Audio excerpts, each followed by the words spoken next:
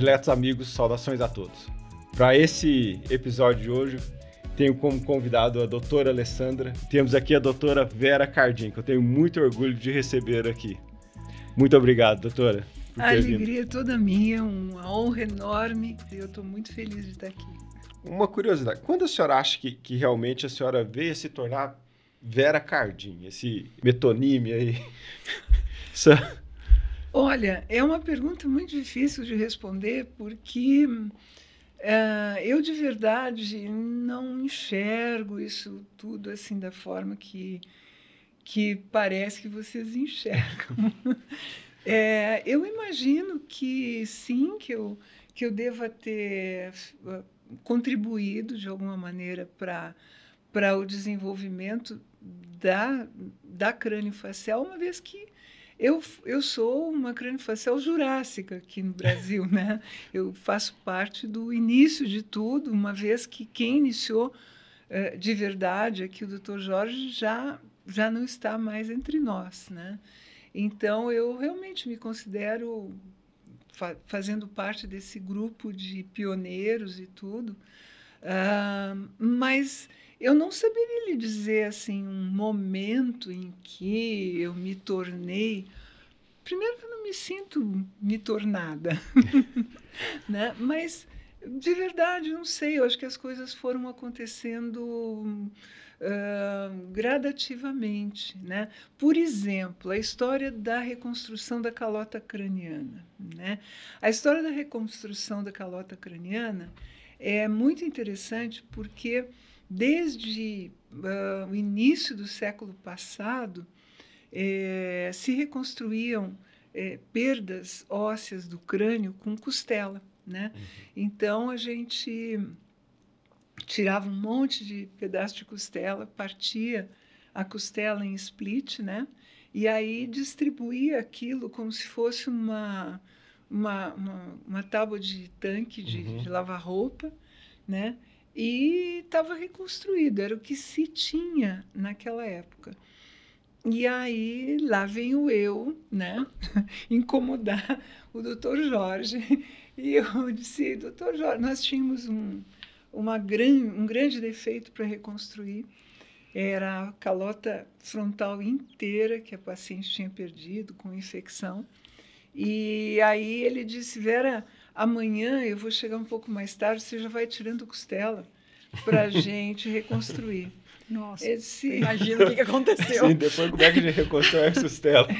Eu disse, doutor Jorge, por que a gente não reconstrói com calota craniana? Vocês viram o que é isso?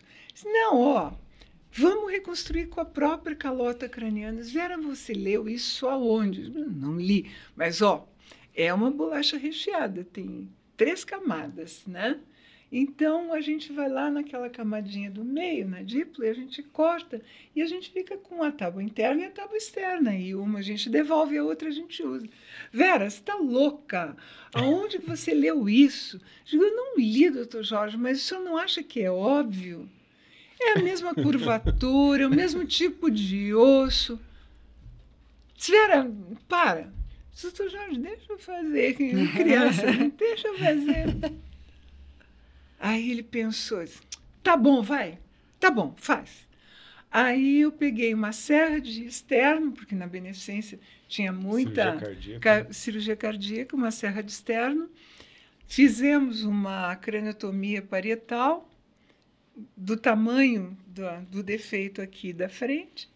E aí eu fiquei lá com aquela serrona enorme, partindo ao meio aquelas 2 bolachas, e deu certo. E nós publicamos isso em 1978. Foi na Plastic, eu tenho esse trabalho da senhora. Olha só. E aí, até hoje se faz isso, né? Então, foi uma coisa bem bacana. Eu acho que, você vê, eu nem era cirurgiã plástica ainda, eu era residente. Né? Você já tinha o DNA crâniofacial. Eu já gostava do mocinho. E aí, eu acho que são contribuições que a gente acaba mantendo, né? Não sei, eu acho que vai havendo todo um crescimento global das coisas e a gente vai indo junto, né? Eu acho que Desde que a gente não se perca no automatismo, acho que as coisas só têm a melhorar. Bom, a senhora está falando de inovações, eu gostaria de colocar uma aqui que com certeza foi a senhora que o trouxe para cá, que são as molas, né? A senhora com certeza foi a primeira pessoa no Brasil a colocar mola. Na realidade, veja, quando eu comecei a usar as molas aqui, o princípio da coisa já existia, que era a distração osteogênica, aquela lá do Ilizarov, da perna, né? Então, e já se havia começado a fazer cortes no crânio, colocar aqueles pinos e fazer os distratores externos. Mas realmente, imagina um pino em cima de um crânio, com a criança batendo naquelas hastes. E aí eu fui num congresso na Suécia, em 2001, e eu conheci o Lauritzen, que era um sueco, e que estava apresentando essa história das molas.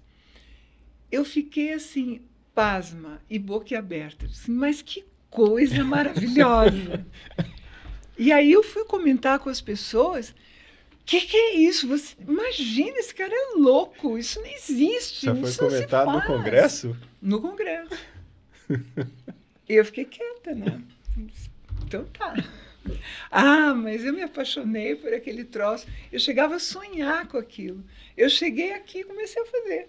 Aí eu pegava uns arames de ortodontia, ia para a minha cozinha, fazia aquelas molas, esterilizava e comecei a usar. E aí realmente foi maravilhoso, né? Funcionou muito bem, e cada um que funcionava bem, e graças a Deus nenhum funcionou mal, cada um era mais um incentivo para a gente fazer, né? E durante muito tempo eu fui considerada louca, eu acho que ainda sou, né? Por muitos serviços, muita gente. Mas a gente, hoje em dia, com a participação principalmente de vocês, Dr. Anderson Neuro, e a minha filha, Alessandra, isso vem se multiplicando, né? E hoje em dia a gente já tem uma história muito grande com isso aí, né, Alessandra? Acho que a gente replica o que a senhora sempre falou, né? Pensar na fisiologia e na anatomia, né? Então, copiar a natureza. Então, eu acho que a doutora não só, né, trouxe o conceito das molas, que foi na Lauritzen, mas ela ampliou isso a ponto da gente utilizar isso, transformando um conceito de uma osteotomia dinâmica, né? Então, sempre aproveitando as forças do que já existe. Porque o Lauritzen, ele propôs esse uso só em crianças até 1 ano de idade, porque o osso ainda está plástico, etc., e distribui as forças e tudo.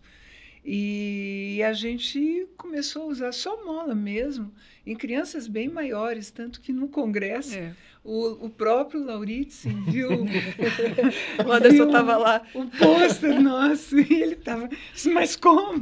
Como é que vocês fizeram isso? Não pode. Mas como não pode? Pois é, como é que não pode? Mas aí que foi a história. O grande segredo dessa distração osteogênica, dessa dinâmica toda, é você cortar no lugar certo e você liberar o osso de uma maneira que ele responda certo às forças. E aí é que entra a imaginação. E aí, como eu tinha aquela capacidade desenvolvida de imaginar as coisas tridimensionalmente, sem ter a tridimensão, hoje em dia a Alessandra está desenvolvendo uma forma de pegar a imagem tridimensional e traduzir isso na imagem tridimensional. Isso faz com que a gente evite o mau resultado, né? Porque se eu deixar um ponto de resistência no osso, não vai acontecer nada. Eu tenho que saber onde que eu tenho que cortar. E com a visão tridimensional e a forma que a Alessandra criou de orientar as pessoas que não têm essa vibe de pensar em 3D, você orienta e a pessoa faz muito bem e dá muito certo, né? Então, é uma questão assim de facilitar as coisas. Isso também diminui o tempo cirúrgico, diminui a morbidade, diminui tudo. E a gente fazendo esse tipo de abordagem, a gente não descola o osso não perde a vitalidade Uhum. e ele se regenera e, principalmente, o que nós estamos modelando é a matriz do osso, que é a membrana que vai formar o novo osso correto. Então, se eu não corrijo a matriz, se eu não desentorto a forma do bolo, o bolo vai sair torto, Uhum. né? Então, até agora, o que se fazia era simplesmente tirar a forma fora, desmontar e colocar de novo, mas o, o, o invólucro do bolo Sim. continuava torto, né? E hoje a gente arruma o invólucro do bolo, né? E com isso a gente consegue uns resultados muito mais duradouros e que É, acompanham, haja né? visto quantidade de recidivas, né, que tem, Pois é. de algumas técnicas, né? Mas eu acho que, assim, no caso, a senhora tem um pensamento, né, do que eles chamam hoje de não linear, né? Porque eu entendo que para o médico, às vezes, para a grande maioria, né, e a senhora é exceção a essa regra por tudo que já foi falado aqui. E a gente fala assim, não, mesmo em neurocirurgia, às vezes o cara fala, não, tem que cortar aqui, tem que cortar aqui. E assim, às vezes não permitem nem argumentações. Fala, mas se. Não, não, tem que ser isso, senão você está errado. Ou você está cometendo algo desastroso, Aonde que né? você leu isso? Mais ou menos isso. É. E eu acredito que ter esse pensamento não linear é que ajuda a expandir um pouco a esfera do conhecimento que se tem.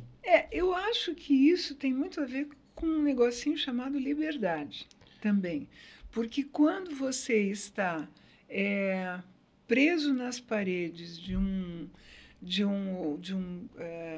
ambiente universitário, né? Já um serviço organizado e com todo um peso político e de ensino, né? É tudo muito diferente. Você tem muito mais que seguir as regras. Eu nunca fui ligada a universidade Uhum. nenhuma e nunca fui ligada a ensino nenhum. Então, eu não tinha que seguir nenhuma escola, né? E isso, eu acho que essa liberdade me deu a possibilidade de pensar. Porque quando a gente está dentro da caixa de uma escola, a gente tem que fazer aquilo que tem que ser feito pela escola, tá? Então, Uhum. você é da escola X, tá? Então, você representa a escola X e você não pode se desviar daquilo. Eu sempre tive liberdade, porque eu não tinha escola nenhuma, né? De que escola que você é? Eu sei lá, eu sou da minha própria escola. Sinto muito, né? Não tenho, eu não tenho raízes, né?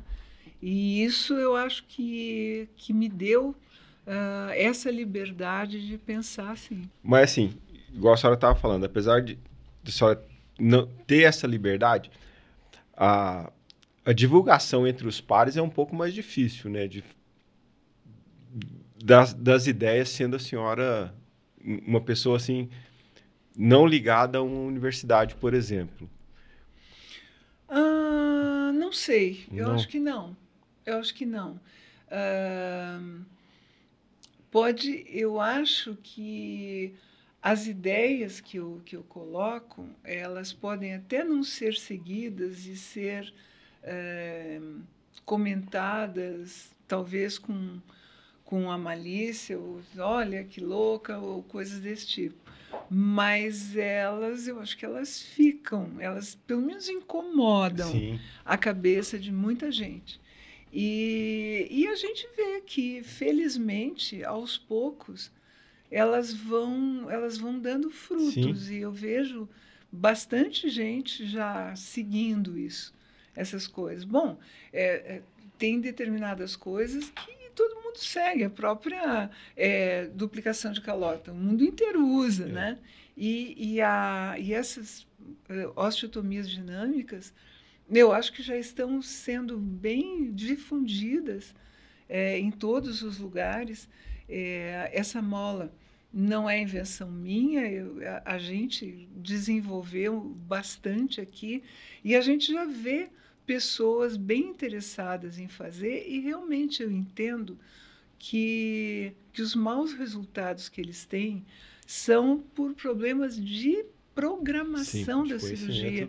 E isso com a invenção da Alessandra, com a forma que a Alessandra tem seguido a coisa, tem desenvolvido, eu acho que isso vai acabar, porque é claro que precisa de um pouquinho de humildade para fazer o planejamento junto, né, no início, com a gente, para aceitar a indução, diz, corta aqui, nem sempre a gente encontra esse grau de abertura nos colegas, né?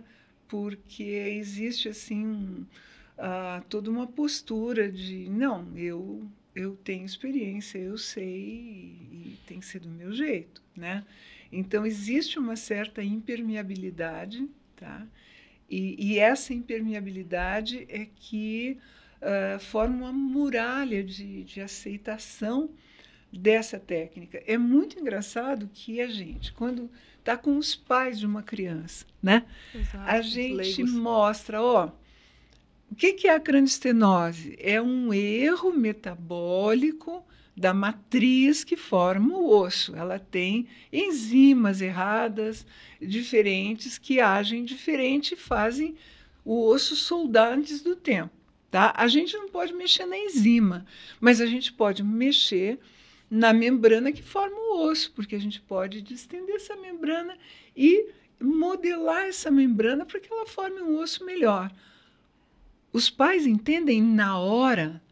Na hora. Se você der uma serra para ele vai cortar no lugar certo. Tá? O problema é que o colega ele tem um pré-conceito. Tá? Ele tem o conceito que ele aprendeu com o professor fulano, né? Ele aprendeu daquele jeito e ele não se separa daquilo. Se ele se sente como se ele estivesse atirando num precipício, se ele fizer diferente daquilo que ele aprendeu, né? Então, e ele tem aquele preconceito, tudo que vier diferente, ele não aceita, ele se blinda para se proteger de fazer algo que pode dar errado, porque ele não conhece, porque ele nunca fez. Né? Então, eu acho que essa é a grande dificuldade que a gente tem de demonstrar. Quer dizer, a gente até demonstra os resultados que dão, graças a Deus, muito certo. Excelente. Mas a dificuldade de disseminação desse crédito, né, a essas técnicas mais funcionais e mais dinâmicas e mais naturais, né?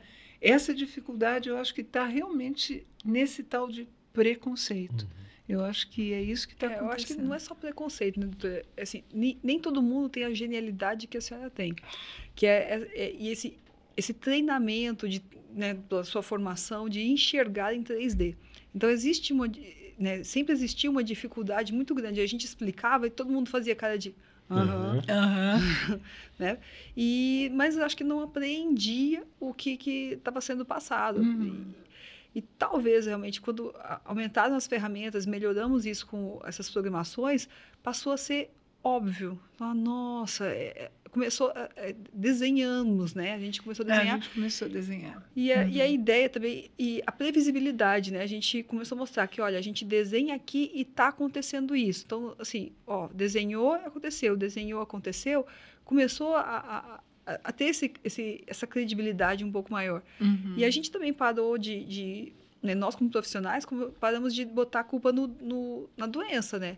Olha, né, recidiva porque a doença é recidiva, faz porque é assim mesmo. Então, quando a gente começou a falar, puxa, mas será que a gente vai ter que ficar nesse assim mesmo, né? Então, o que a senhora sempre me ensinou foi a perguntar, poxa, né, tá dando certo, continua, não tá dando certo, muda. Como? Não sei, se pergunte o que está sendo feito e volte, né, nos passos fisiológicos. Então, é claro, sempre vai ser um crescer, mas eu acredito que esse entendimento, né, a senhora voltou à base, que é fisiologia e anatomia, mais nada, não precisa saber nada, sabe duas coisas, a anatomia e fisiologia, então tá bom, então agora desenha. Assim, aproveitando, a doutora Vera também, ela criou a ideia pelo menos, né, da osteotomia dinâmica, né, aqui. Pois é. Foi algo o outro passo, sim, né? Que a doutora Vera, assim, enquanto ela tinha...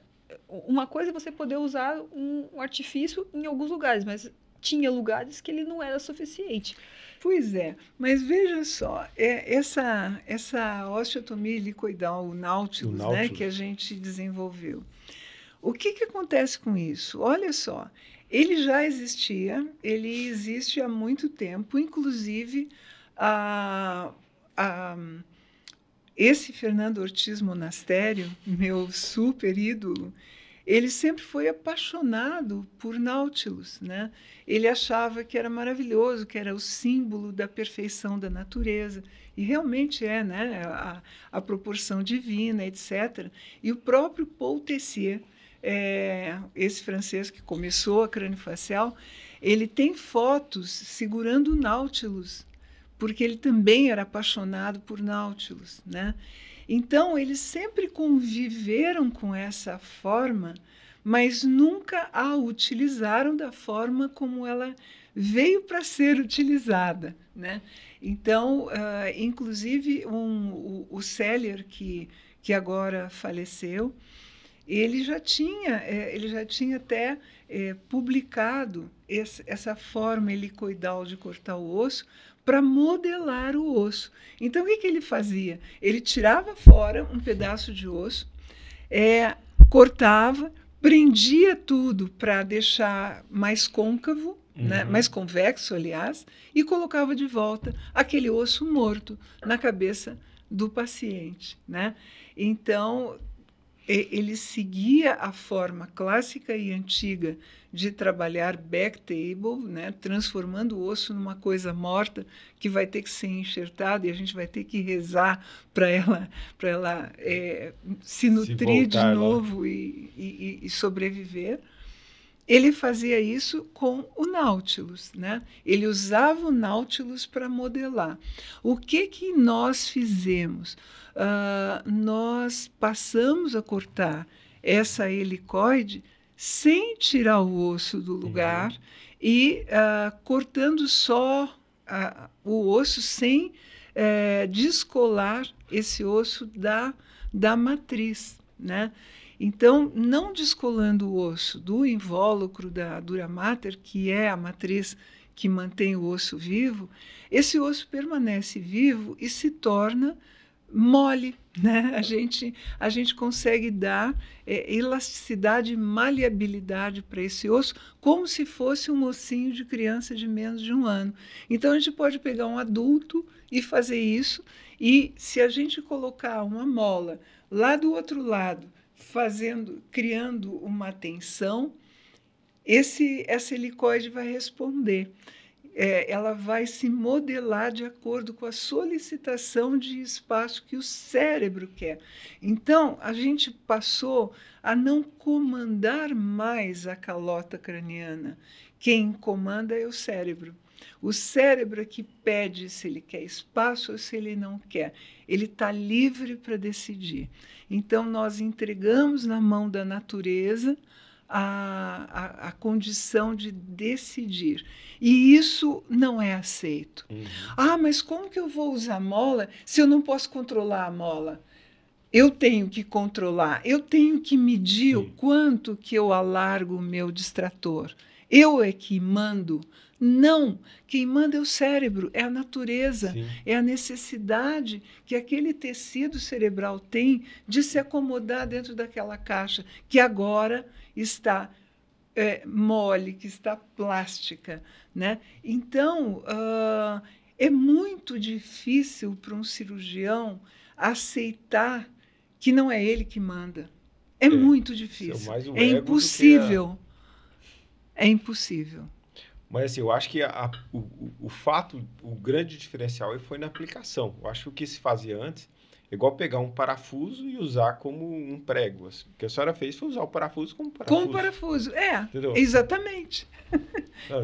Estava tudo lá. Então. Só que o pessoal não sabia usar. Mas é o entendimento. O caso do osso em si, né, igual, por exemplo, muitos ainda acreditam que o osso é totalmente imóvel. E não é, tanto é que os monitores de pique não invasivos, né, eles se baseiam justamente nessa microexpansão do osso. Então, o osso está lá batendo o tempo todo. Tanto é que você consegue calcular uma pique sem precisar fazer um furo ali para definir. Então, sabe que tem essa mobilidade de fato.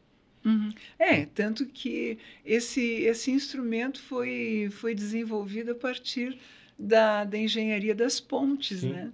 Não, e a finalidade primária, imagina, é para um osso de um adulto com suspeita de hidrocefalia de pressão normal, que é um osso mais pétreo do que mesmo assim você vê. Então, imagina de um osso de 20 anos, ou de 15 anos, ou de 10 anos.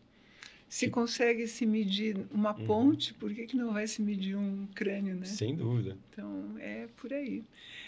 Eu acho que as coisas vão se somando e quanto mais maleabilidade a gente tiver para absorver conhecimentos, eu acho que é muito interessante. Conhecimentos de outras áreas, né? Saber ouvir um matemático, um físico, um engenheiro, né? Saber ouvir colegas de outras especialidades, né? Eu acho que a gente fica muito preso naquilo que a gente aprendeu e acabou, e fecha, né? É como se a gente andasse dentro de uma burca. Não pode ser assim. A senhora fala isso daí, né? Mas, por exemplo, a senhora já conviveu com outros neurocirurgiões e nós, neurocirurgiões, já convivemos. Já. Mas, por exemplo, o modo de preparo, né, da sepsia para a cirurgia são totalmente diferentes. Eu confesso que as primeiras vezes, justamente porque é condicionado, né? Você é condicionado a coisa. Mas hoje em dia eu sou bem mais... Eu falo, não, olha, que isso, eu opero com a doutora Vera, opero com o Alessandro, não vejo uma infecção, né? E realmente, assim, tem que... falta realmente de convivência, de ver o resultado do outro para falar, olha, isso é válido, isso não é válido. E de entender, né? De entender também, de novo, a função das coisas, né? A função do cabelo de proteção, a função da pele de acidificação do meio, né? De matar os germes. Então, no momento que você entende isso, você vê que você não precisa ficar escovando meia hora um couro cabeludo raspado para não ter infecção. Muito pelo contrário, você está destruindo aquele tecido que é feito para proteger, né? Aqueles retalhos também, né? Aqueles escalpos que são tracionados durante 8, 10 horas de cirurgia, obviamente não passou sangue ali, aquilo vai morrer, vai dar ferida, vai dar osteomielite, vai dar perdas. Então, são coisas que são enraizadas na cabeça das pessoas e que não mudam, porque são técnicas que têm que ser perfeitamente repetidas daquele jeito. Ninguém para pensar, né? Até as incisões, né? Sim, tudo.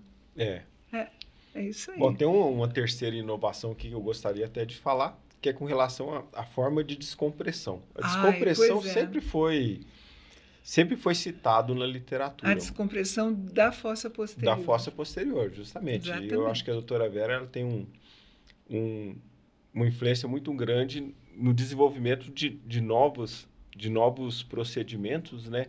Para não só descomprimir parte de uma área, mas assim, entender que talvez possa existir incidências de pressão diferentes.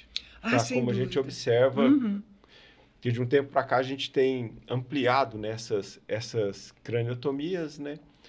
E a gente observa a mudança da PIC, justamente com ampliações em locais que antes o pessoal não fazia, ou por medo de acessar, ou por risco, seja lá qual for a causa, né? Uma coisa que eu queria deixar bem clara aqui é que realmente esse convívio, né, de você, neuro, com a gente, cirurgiã plástica, mas assim, bastante apócrifa, tá?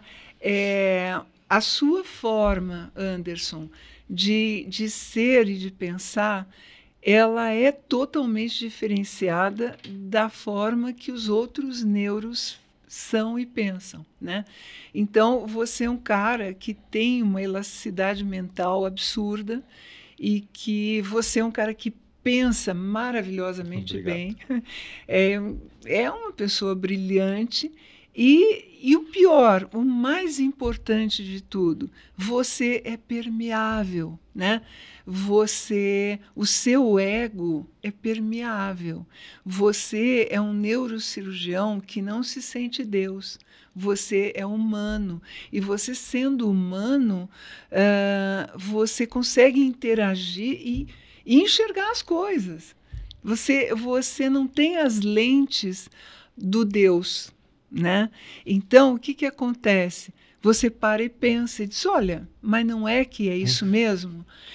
Você não tem essa impermeabilidade da deusificação do neurocirurgião e, com isso, você para pensar e diz, é isso, é por causa disso que dá certo, então vamos lá. Então, em cima deste convívio elástico, plástico e permeável que a gente tem, é que eu acho que a gente tem caminhado tanto. E essa coisa da descompressão de fossa posterior, realmente, eu sempre fui muito insatisfeita com o tipo de descompressão que se fazia e que ainda se faz, né, de fossa posterior, cortando bem alto, porque mais para baixo não pode cortar, porque é muito perigoso, porque tem vaso muito perigoso. Vai morrer. Não pode, vai morrer, né? Então não pode. Então corta um cucuruto aqui em cima, mesmo colocando mola, fica um degrau horroroso, aperta o cerebelo e dá tudo errado, né? Então, a sua ideia de descer com essa osteotomia até o foramen magnum e cortar aquela tampa toda e fazer essa descompressão inteira desde lá de baixo do foramen magnum, essa é uma ideia assim genial e ela está ancorada no quê?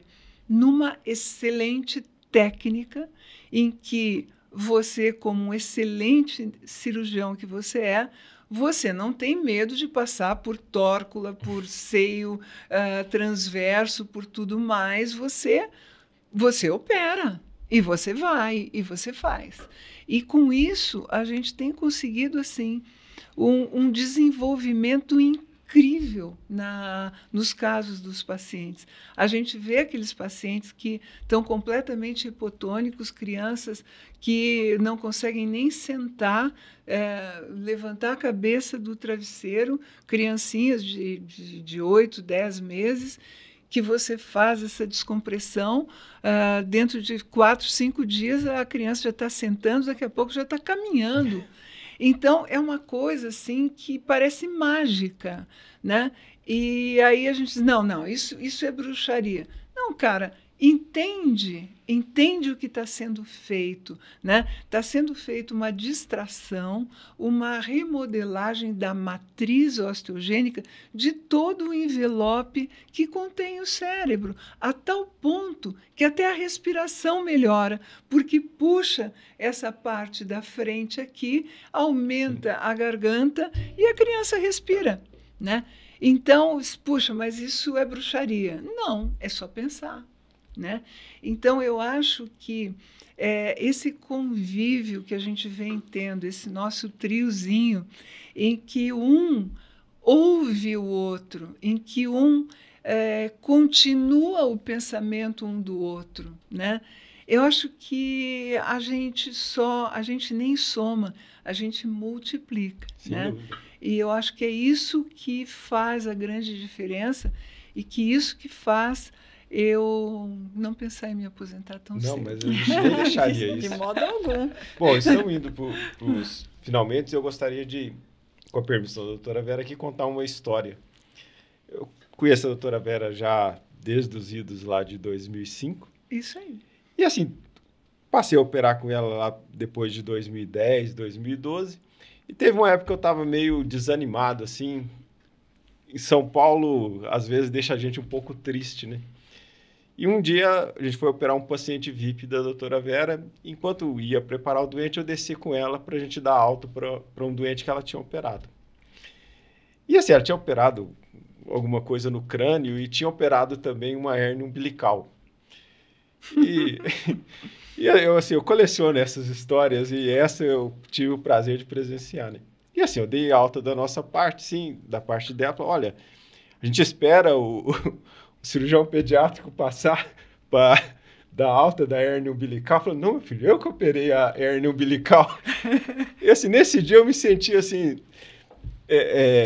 como se estivesse de volta aquele tempo que realmente o cirurgião tinha essa altura. Porque assim, às vezes eu vejo aqui que essa piada que vai chegar que o dia o cara só trata o olho direito e não trata o olho esquerdo, parece que está chegando mais próximo e se tornando realidade.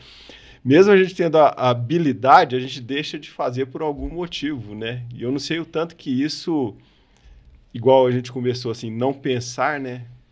Pode prejudicar o doente. É que a grande característica do cirurgião plástico é que ele, antes de ser cirurgião plástico, tem que ser cirurgião geral. E eu realmente tive uma vivência bem maior a respeito disso, porque o meu primeiro marido, com o qual eu convivi durante 20 anos, é cirurgião geral, né? E eu também fiz doutorado em cirurgia geral. E durante muito tempo eu sempre fiz tudo, né? Eu agora não faço mais tudo porque não tenho nem resistência física para tudo isso. Então estou mais fazendo só coisas que eu gosto, cá entre nós, né? Porque não cabe mais na minha energia, né, de pessoa idosa. Mas, de qualquer forma, eu sempre fiz muita coisa. Justamente por operar, por ter feito residência em cirurgia de mão, durante muito tempo eu fazia cirurgia de mão, fazia os Dequervens da vida, fazia de tudo. E eu parei, eu acho que, sei lá, em 95, 96, que eu parei de operar a mão, né? Então, a gente vai fazendo as coisas, ajudava sempre o meu marido a fazer as cirurgias gerais, procto, muita procto, né? Então, eu acho que é gostoso, porque nesses momentos a gente acaba sempre pegando uma dicasinha. Sim, olha como como esse tecido responde. Sabe? É muito interessante. É um aumento de horizontes. Eu gosto. Bom, as nossas considerações finais, doutora Alessandra? Eu acho que não tenho muito o que falar, porque eu acho que a doutora Vera é um presente para mim. Eu ter... para todos nós. Presentes são vocês. De repente, a gente ter tido essa oportunidade de conviver com a doutora Vera esse tempo todo e vamos conviver por muito, muito tempo, porque a doutora Vera fala em se aposentar, a gente já vira o olho, assim, Eu brinco, ainda não aprendi tudo. Acho que a gente ainda tem muito para desenvolver, doutora. Né? Então, eu acho que assim, foi um prazer o Anderson ter podido trazer a senhora aqui, a gente escutar todas essas histórias. Nossa. Né? Nossa, acho que esse papo se prolongaria por semanas. Não, com certeza. Eu espero que a gente possa trazer a doutora Vera outras vezes aqui. Que eu sou muito apaixonada por vocês. Pô, vocês mudaram a minha vida. Que isso. Não, é uma possibilidade de expansão que até então eu não tinha, porque a gente acaba, às vezes, falando sozinho, né? E é muito bom a gente ter com quem conversar. Então, vocês são meus filhos de coração e eu agradeço muito estar aqui. Bom, queria agradecer a presença da senhora. Muito obrigado pelo tempo da senhora, tá? Só ter vindo aqui, ter conversado com a gente, ter exposto a vida da senhora. Eu acho assim, é algo admirável, doutora Vera. Sinceramente, eu acho que é algo assim que serve de incentivo, principalmente as pessoas mais novas, né? Eu acho que precisam dessas histórias, que essas histórias têm que ser propagadas aí como inspiração a outras pessoas. Oh, meu tá? Deus. Muito obrigado mesmo pela presença da senhora. Obrigada. E aguardamos vocês no nosso próximo episódio do 100cast. Muito obrigado novamente, doutora. Obrigada.